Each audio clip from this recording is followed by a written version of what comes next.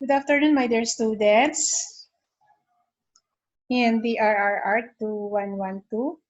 Welcome to this virtual class. It's about Hydrometeorological Hazards Part 2. For our learning objectives, at the end of this presentation, you will be able to first interpret different hydrometeorological hazard maps, and then use available tools for monitoring hydrometeorological hazards. Familiarization ng tools for monitoring hazards. Okay, so let us review ano yung hydrometeorological hazards. Okay, these are floods, typhoons, and droughts. UNESCO in 2017 describes these hazards as caused by natural processes of atmospheric, hydrological, or oceanographic nature. This hazard also includes intense rain, flash flood, heat waves, cold spells, coastal storm surges. So the conditions brought about by these hazards may also result to landslide, forest fires, bug drought, insect infestation. In the Philippines, typhoons and floods result to major damages and loss of life. Damage to livelihood and agriculture has caused economic losses for entrepreneurship or entrepreneurs and farmers. In the field of entrepreneurs and field of farming. So sila yung pinaka-apektado pag merong baha, merong drought. So meron din naman loss of life and other damages. Philippines is highly prone to hydrometeorological hazards. Okay, so these hazards include typhoons, floods, heavy rains, and drought. So ang cause nito, climate and water-related. If left unprepared, the population in many villages of the country may be highly vulnerable, as these hazards may become disasters. Therefore, it is essential to be prepared and to mitigate disasters, and the nature of these hazards be understood. So, may kaibahan yung may alam at saka walang alam about these hydrometeorological hazards. And would include recognizing early signs of the hazard and knowing measures to reduce impacts of the hazards. Okay, so kung alam ng karamihan kung ano ang cause, at alam din paano mitigate, no? Paano ma-prevent yung mga impact of the hazards para walang disaster. Okay, so we have the hazard maps. These are visual representation of a special location or a specific location highlighting the affected or vulnerable areas of a hazard. Again, hazard map is a visual representation of specific location highlighting the affected and vulnerable areas of a hazard. And these maps are created to show a specific hazard or multiple hazards affecting specific location. May display hydrometeorological hazards such as flooding, storm surge, landslide, and others. So are used to inform people about the risk and dangers they are exposed to from natural disasters. So by looking at the map, malalaman ng mga tao Especially sa mga community, kung dangerous ba yung location nila. Like for example, kung nakatira doon sa tabing ilog, no, na mga flood-prone area and landslide-prone area. So, makikita yan sa mapa, hazard map.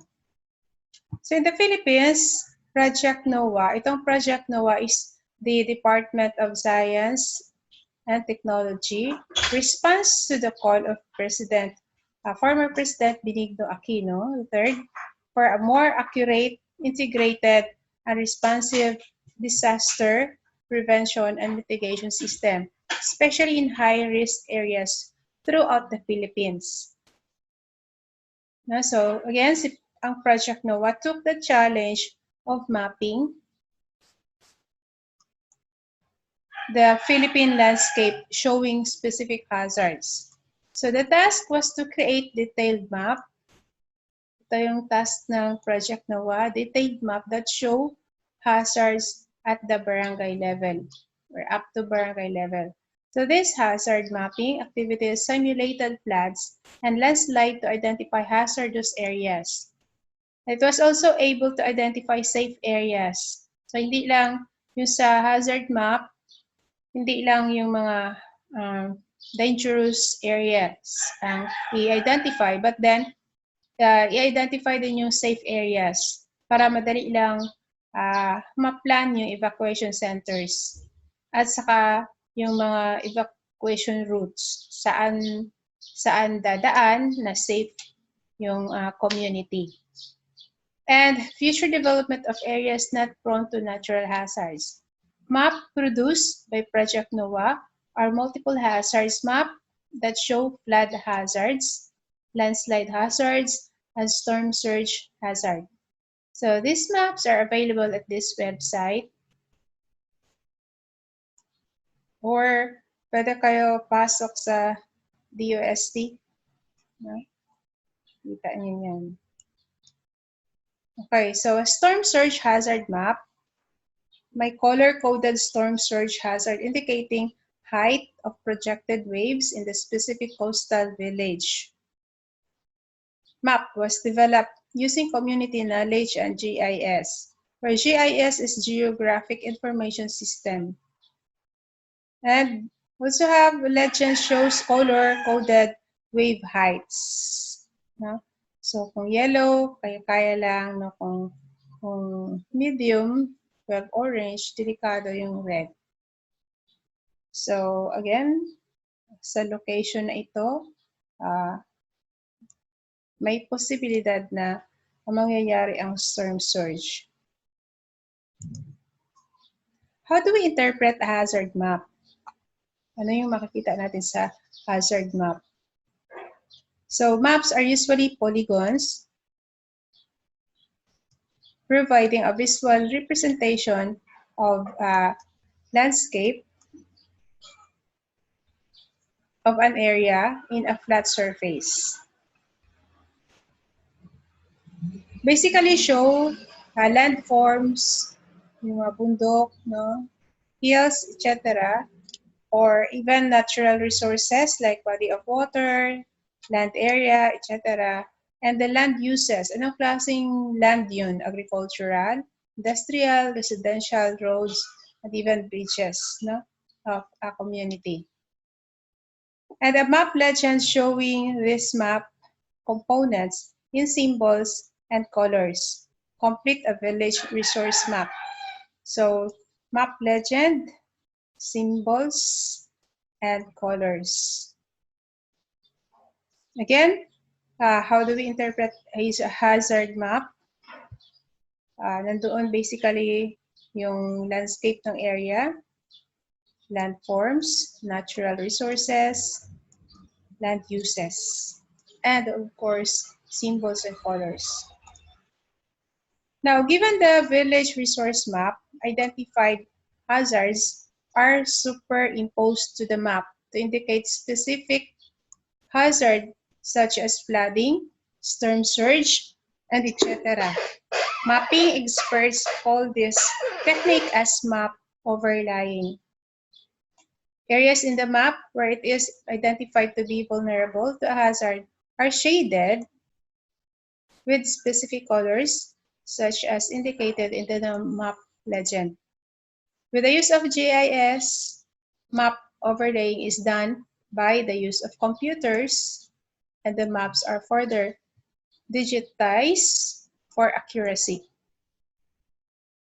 GIS technology is important, particularly with a high volume of data, to produce a hazard map. Basically, hazard maps include the following information. First, a base map showing topography and land uses of a community. Second, areas vulnerable or affected by a hazard. Vulnerable or affected by a hazard. And third, safe areas for the location of evacuation centers and evacuation routes.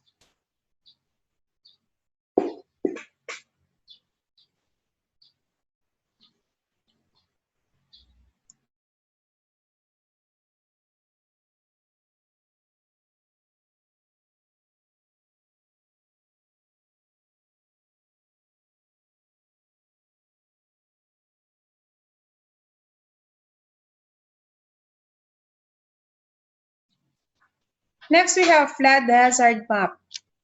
Now we have flood hazard prone area with color-coded flooding severity. And then we have also legend shows color codes of flooding severity. So dito yung legend yung color red, yellow. So may ibig sabihin doon. Okay. So mas klaro itong mapa na to pag i-click natin doon sa website na yun. Or even sa DUST, makita natin ito. Okay. Next, we have tools for monitoring hydrometeorological hazards. Ano yung mga tools na ginagamit nila doon para ma-monitor at mabigyan ng information as a warning yung mga yung community that will be affected. So, Pag-asa is one weather bureau in the Southeast Asia region that has established a regional network of monitoring stations for tropical typhoons and other hydrometeorological events. So this regional network is equipped with equipment to provide weather advisories, particularly about tropical typhoons. While the science of forecasting hydrometeorological hazards has advanced significantly, and the use of weather satellites, land-based radars, and other equipment are routine climate research activities. The following are the basic tools for monitoring. By the way, Pag-asa is Philippine Atmospheric, Geophysical, and Astronomical Services Administration. So ito yung in charge sa monitoring as well as information campaign and warning sa lahat ng sa population ng Philippines. Okay, the first tool is rain gauge. Rainfall is measured in millimeters through rain gauge.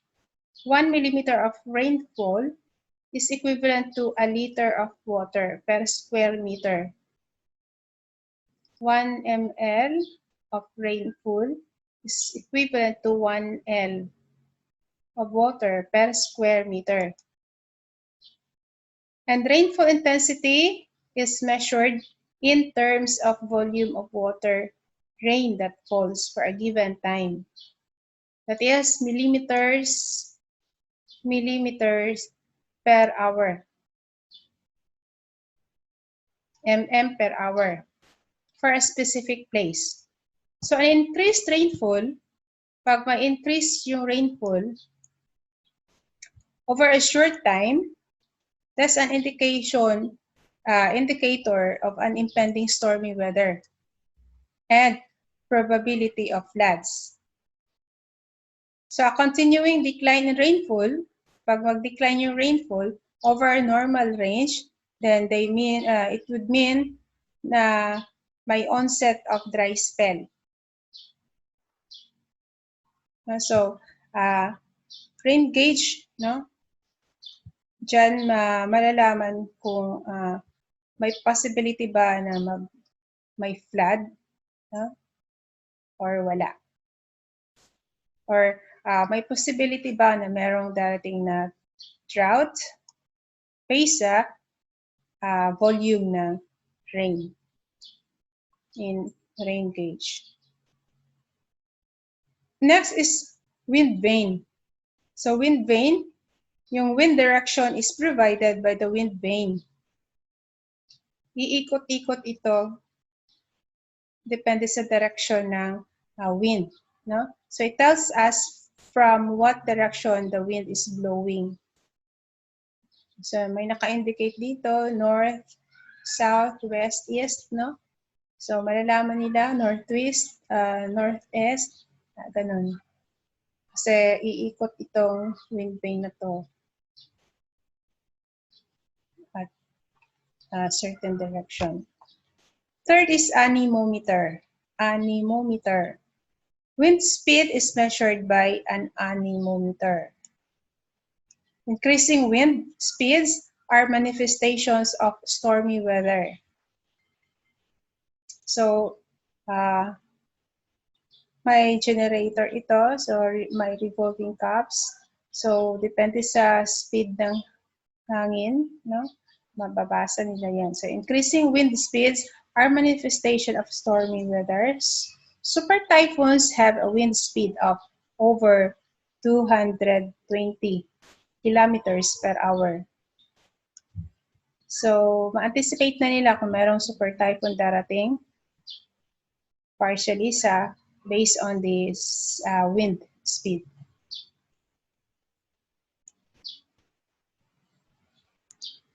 Next is the barometer. So, barometer is an instrument used to measure atmospheric pressure. So, atmospheric or air pressure is measured by a barometer.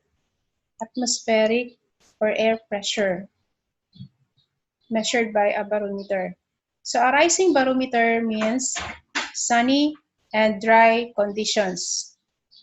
Pag mataas ang atmospheric pressure, that's sunny and dry condition. While a falling barometer means stormy and wet conditions. So as such, a low pressure area may result to a typhoon. Pag makita nila na low ang pressure than normal, ibig sabihin may darating na typhoon. Okay, atmospheric pressure is measured in terms of millibars or MB or in terms of kilopascals. And then sa instrument na to, naka-indicate kung saan yung pwede na stormy, tag-ulan, tag-init, or yung mga ordinary days. Next is the thermometer. So, alam natin the thermometer can measure the hotness or coldness of a body. Okay, but then thermometer is used to measure air temperature as a tool, no? May lalagyan lang sila ng thermometer sa mga different location at yun ang kanilang i-monitor. It affects pressure fronts. An increase in temperature in the sea surface may result to a low pressure. So, increase in temperature, low yung pressure. Temperature is measured in Celsius or in Fahrenheit. Ito yung unit ng temperature Celsius at saka Fahrenheit. May actually may equivalent value ito. But then mababasa kasi sa isang indicator nandoon na yung dalawang units.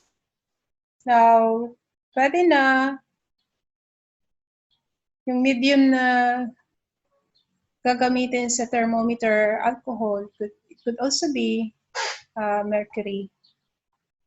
So an increase in temperature is also an indicator to measure drought. So kung masyado mataas yung temperature, that indicates na tag-init, no? Drought. Yung sobrang init. Next is the river water level gauges or sensors. So gauges used to measure the rise of water level in bodies of water. The gauges are early warning devices for flood.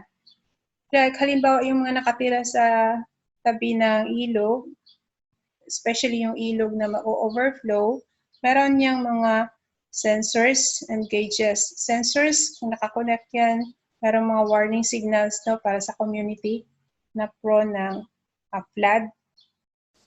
And makikita din yung lagyan nila ng limit. So if, for example, beyond this limit, there is a probability or possibility that would flood if there is continuing rain, no? So madali na lang, kahit natingnan lang siguro ng isa, dalawang tao at yung isa, dalawang tao, yun ang mag-inform sa community, eh baka katulong na yun.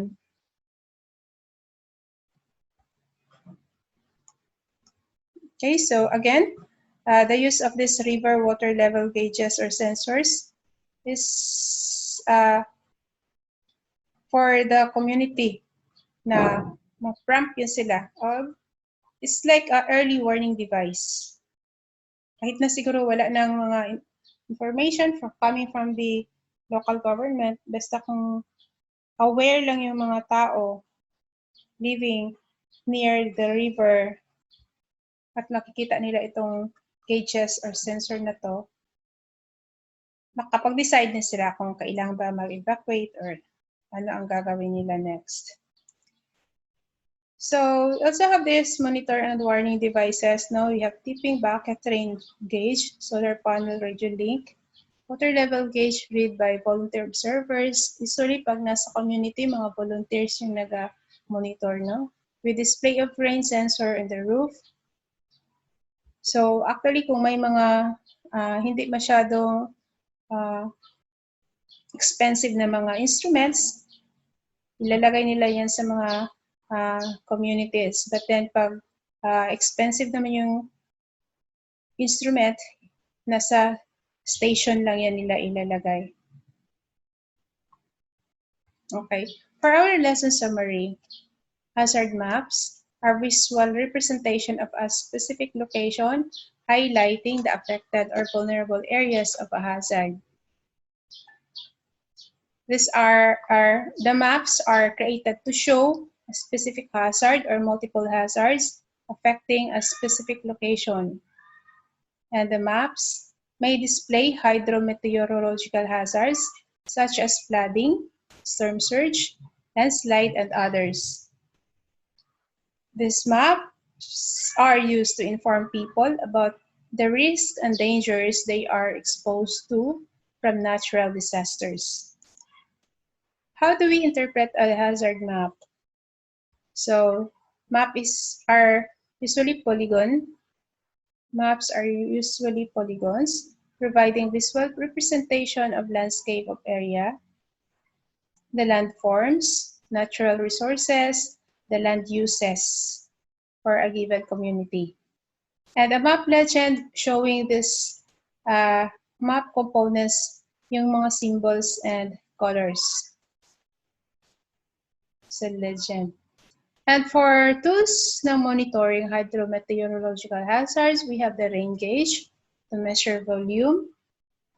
For 1 mm is equivalent to 1 liter.